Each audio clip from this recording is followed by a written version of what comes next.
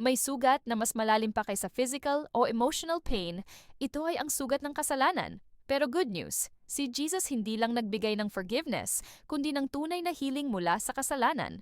Sabi sa 1 Peter 2:24, He Himself bore our sins in His body on the cross, so that we might die to sins and live for righteousness. By His wounds, you have been healed. Dito makikita natin na si Jesus ang nagdala ng ating kasalanan.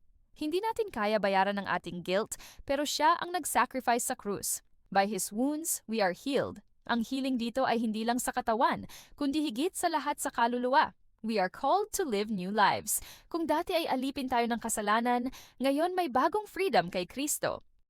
Mga kapatid, si Jesus hindi lang naglilinis. Siya rin ang nagbibigay ng kapangyarihan para makalaya sa cycle ng kasalanan. Am I still holding on sa kasalanan na matagal nang gustong tanggalin ni Lord sa buhay ko? Am I truly walking in the freedom Jesus already gave me?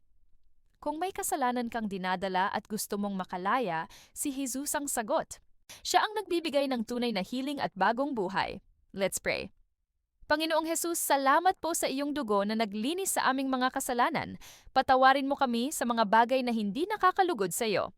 Bigyan mo kami ng lakas na talikuran ng kasalanan at mamuhay para sa kabanalan. Salamat dahil sa iyo, meron kaming tunay na kalayaan. Amen.